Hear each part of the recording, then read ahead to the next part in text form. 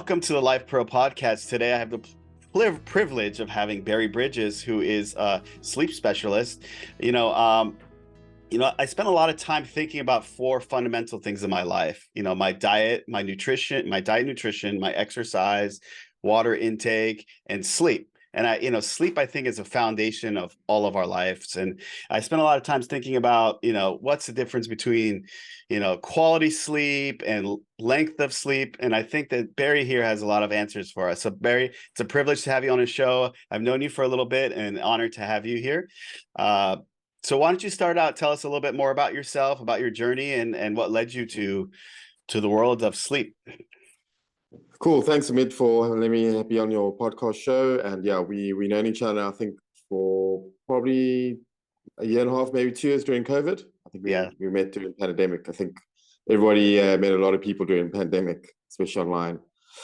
How I started out, I've been in the industry, the sports and fitness industry, for about 15 years plus. I've worked in high performance. I've worked in corporate wellness. I'm still in corporate wellness in a full-time capacity, and I work as a sleep specialist as well for the company that I work for permanently. And then I have my Successful Sleeper brand, which is my kind of niche brand, my remote brand based on sleep science coaching, recovery coaching. So how I got into it. Well, I've done all the strength conditioning. I've worked with professional teams before. I've worked in golf fitness as well. And I just saw there was a bit of a gap in the market. There's very few sleep coaches offering services, and I just jumped on the ladder. And I've been able to build my brand within 2 years with COVID. I've worked with numerous athletes, elite athletes globally, world champion fighters. I've worked with elite athletes, golfers, runners, corporates, obviously my main focus at my full-time job. I've managed to work with a lot of music and DJs, that is going to be probably my main focus, one of my strong niches going forward. So very interesting industry. Interesting athletes. Well, I call them cognitive athletes because there's a lot of brain activity, when they're performing that on stage and when they do their thing during the day, recording music, etc. So very talented athletes. I think we've got a lot to learn from them, and I'm there to obviously provide some performance for them, to reset and to provide wellness and recovery for them. Now, tell us about like sleep in general. Like what let's start out with the sleep cycle. What is a sleep cycle? What does that mean? Yeah, so sleep cycle is basically your different phases of cycles that you'll go through when you go to bed at night. When your brain decides to switch off at night, your brain will go through these 90-minute activation cycles. So there's different functions happening in the cycles. You're going from different light sleep to deep sleep, light sleep, deep sleep. You'll be bouncing back. The goal is to achieve 4 to 5 sleep cycles. Because when you go to do a polysomnograph, you'll look at different stages of brain activity and cycles, where they can pick up any chronic insomnia, depression, all that stuff, because this is how our brain activates. Normally 90 minutes to 120 minutes cycles. But we look at 90-minute cycles. There's different functions going in the recovery stage. So it's important to note, because that's what your brain is doing. You're not sleeping in a monophasic approach, like an 8-hour approach, and then your brain just wakes up. Your brain is going through these different types of cycles. The main thing is the focus point to be is your point of awake, not pre-sleep. So we need to look at what are your activities, what's your physical, mental recovery strategies leading up to when your brain wants to switch off. I think a lot of people focus too much on the pre-sleep. If your brain's not ready to switch off, it's not going to be ready to switch off. You need to focus on the point of awake. What are you doing when you wake up in the morning? What are your strategies, recovery strategies going forward? I think that's part of my coaching. That's 80% of my coaching that I do. And everyone's going to have different schedules. We're all going to have different chronotypes. We're all going to have either physical arousal or cognitive arousal, or a bit of both. Maybe we're an athlete, we'll have a bit of both. Where you're a DJ, music producer, you'll have a lot of cognitive arousal throughout the day. Now, I can get by with 6 or 7 hours of sleep and I'll function well, where, my wife can sleep like if you let her, she'll just sleep forever. I mean, she wants like 10 hours of sleep. How do we determine like what is a good amount for us? Like how do we know like what's a good amount to sleep? Yeah, I think we must get away from the focus point of the 8 hour approach. I think that's gone and dusted. I think that puts a lot of stress on individuals, especially when they time keeping their wearable devices and watches and the data they're tracking. Wearable device is good, but it's more of awareness. I think you just use it as extra data points. Right. But for someone that's struggling for sleep in that, I wouldn't look at a wearable device anytime soon.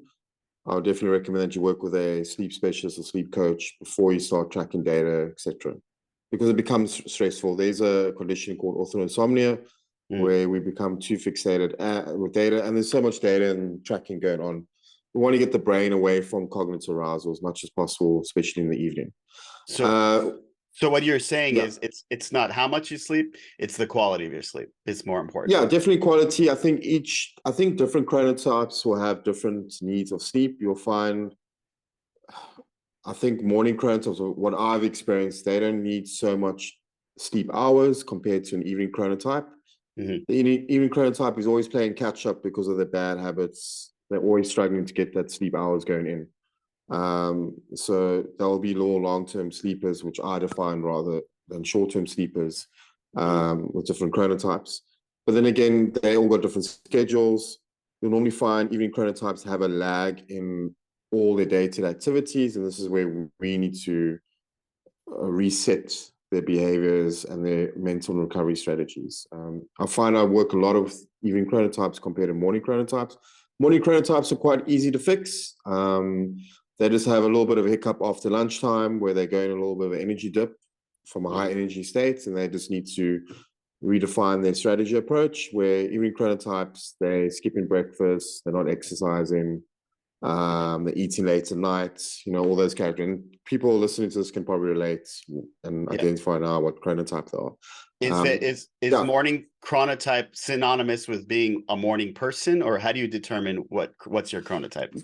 yeah. So I personally do a chronotype test when people see me online, or not online, but for one-on-one coaching. There's a chronotype test you can do. It's available. You can Google it. There are online tests you can do. I administer the test myself, and then I give feedback on the data score based on the individual. Morning chronotypes, well, they have basic. They like breakfast. They love to exercise early in the morning. Their hours are normally wake up between 4 and 7 o'clock in the morning. They're happy. You don't really see them drinking coffee first thing in the morning. Where if you look at the evening chronotypes, they normally have a cup of coffee first thing in the morning. They won't have breakfast. They normally hit in the snooze button. Miserable wouldn't be a word I would like to use with them, but they just don't want to be disturbed early in the Right. morning. That makes sense.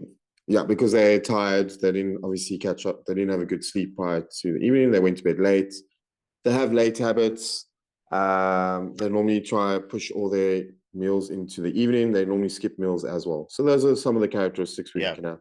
And you talked about caffeine and nutrition. How important of a role do they play in the quality of sleep? Yeah. So we obviously with research with caffeine, if you go on your browser, there's a lot of research. Caffeine, there's good things about caffeine, but some of the research would show that caffeine affects your deep sleep. Some of us are sensitive to caffeine more than others. So normally recommendation is just avoid caffeine after 1 o'clock in the afternoon.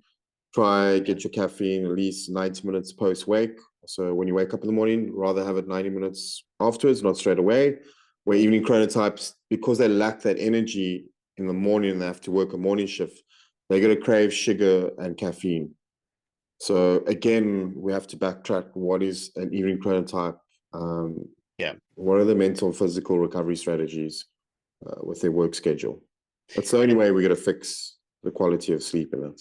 And then, obviously with all this advancement in technology and, iPads, phones, computers, how much has that affected and light exposure to light? I mean, these artificial lights and different types of lights, are these things that you work with your clients on, and how do they affect your quality of sleep?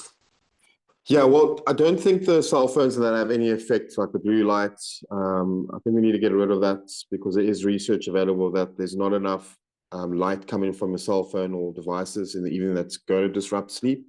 I think the focus points need to be more focused on what are you doing, the cognitive arousal, what are you doing on your devices? Is it something stressful? Is it something that your brain needs to be active? I think Hmm. that will have impacts of your brain not switching off, not the light, the blue light. Forget about that because the light is not strong enough Right. for us to disrupt the melatonin. So this is the new research. So you can see that research with Wing Sleep. I'm part of their group. It's a sleep science group. There is a nice article and research paper there um, from Michael. I think Michael going forward. Yeah. So again, cognitive arousal. I think this is something that has to be looked at. What are they doing? Are they taking? I call them tech breaks. So I normally get clients to take a break every 90 minutes because if you look at something called ultradian rhythms, which is a shorter version of a circadian rhythm, your brain will go from a high energy state to low energy state every 90 minutes. And this is where your body and brain's telling you, Amid, you need to take a recovery break. You need to take a switch off from technology, do something that's walk outside, go to the bathroom, speak to a colleague, make breakfast, breakfast in the morning, make lunch. So these are the things we've obviously don't do anymore. And then we don't build up this mental recovery within our brain. So that's very important to do. So every 90 minutes out of an 8 hour day, you need to Mhm. make sure you're taking these 5 breaks. And these breaks just have to be 2 to 5 minutes in duration. How about time of sleep, the time you go to sleep? Does that factor into your program at all? Yeah, so when we look at sleep cycle calculators, and I use some of those things as we spoke about the different sleep cycles, one of the calculators will tell you what time you should be going to bed based on what time you have to get up in the morning. Everyone's going to be different based on their work schedule. Ideally, you want to get people in by 10 o'clock in the evening and waking up at 6 in the morning. I mean, then we have like a nice fasting period of 10 to 12 hours where there's different things and activations going on during that period. And so tell us more about successfulsleeper.com. Tell us more about that program and how you're helping people. Yeah, well, if I had to summarize Successful Sleeper, it's basically a performance coaching service with style. If you see my logo, that's what our logo presents. It's performance. That's what I give to people when I coach them. I'm giving you performance. I'm giving you a different life that your brain has not experienced. I take your brain to some place that it's never been before Yeah. because the brain controls sleep and recovery. There's nothing else that controls it. Yeah, so I started this back in COVID. Um, a lot of hustle and grind. I finally now built a good foundation, a good brand that I believe in. Yep. And yeah, I've worked with, like, again, athletes, DJs, and music producers, and it's growing and growing and growing. Um, yeah, and I think it'll grow stronger. I think in the future, I will definitely pick a niche, which I'll just target that niche as a successful as a whole brand. Yep. But we'll see in the next couple of years where that's going to be. I think it's Can, going to be music. can you give us an example about a certain client that you've had and how you've been able to transform their life and improve their life through, improving their Yeah, sleep definitely one of habits? my fighters, Goran. Um, he was a boxer. I worked with him, and he won one of the European Championship belts. He was really struggling with sleep for years, months. He was on melatonin tablets. And that's basically just didn't get enough light activation. He didn't know how much light to get in the day, midday, and a lot of other strategies came with. He is now a bare knuckle fighter. He's transformed to bare knuckle. He is 4-0, so he's going to fight for a title very soon.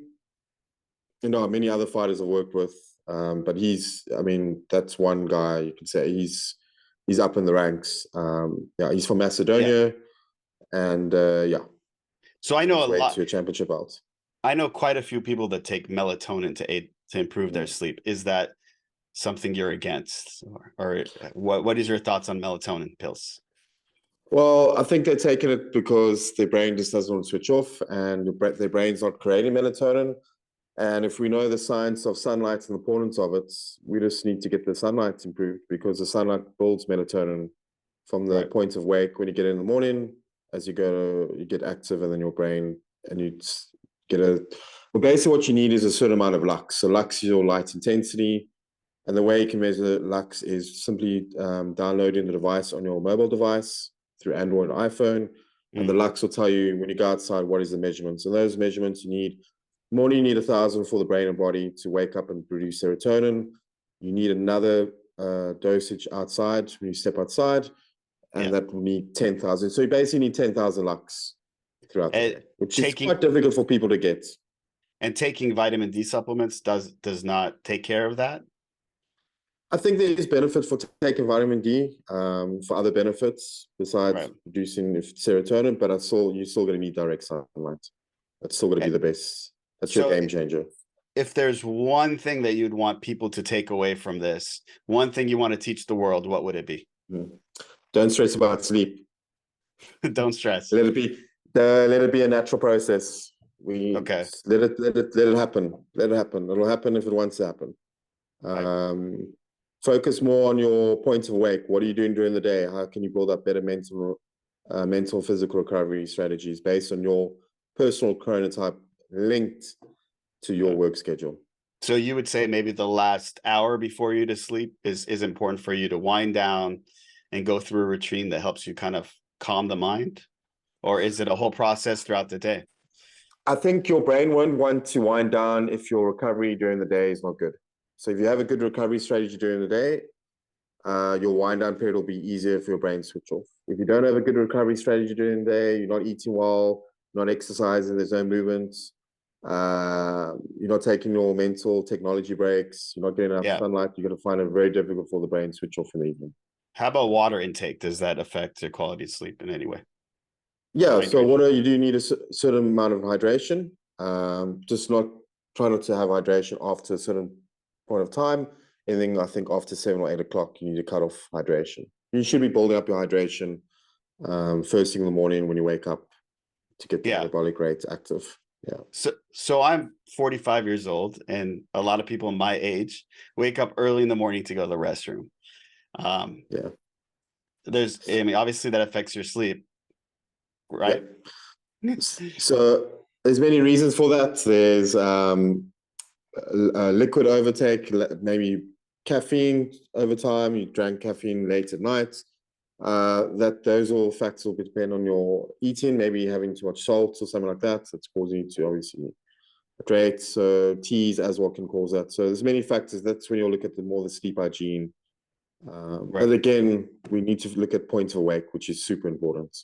Yeah, and focus on all your whole day. I think that's what's really like, or it's a revelation to me. It's like your whole day affects your sleep quality. It's not what one thing that you can do before you go to sleep.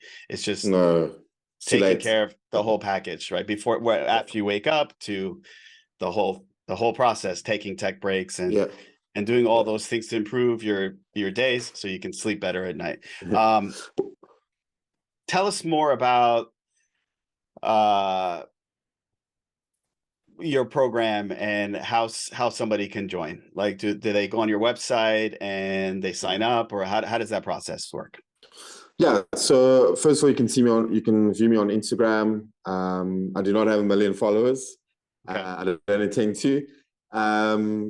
So you can go on Instagram, you can have a look at my content, you can reach me by DM.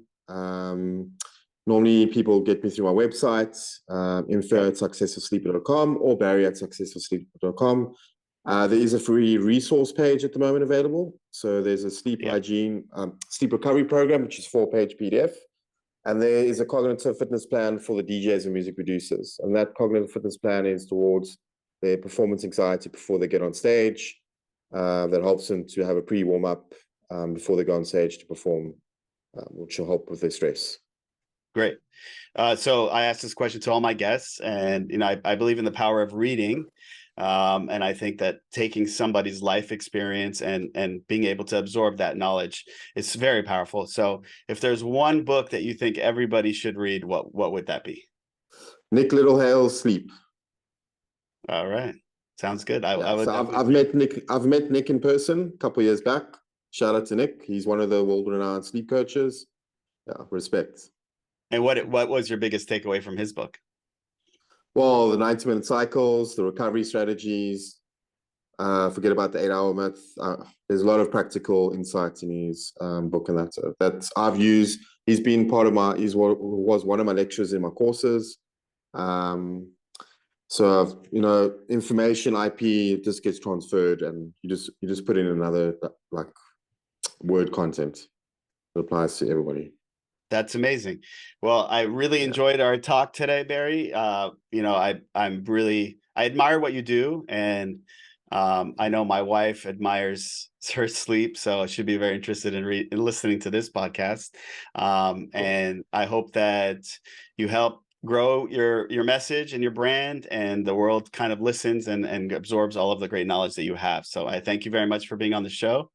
I appreciate your time. And thanks for your time, and shout out to Ale from Cape Town here. Yeah, you have to come visit us sometime. Oh, I want to be in LA. I've got to be by that Hollywood sign, eh? I need a selfie there. Yeah, absolutely. I'll join you there. Sounds great, Barry. Okay, cool. You have a great day.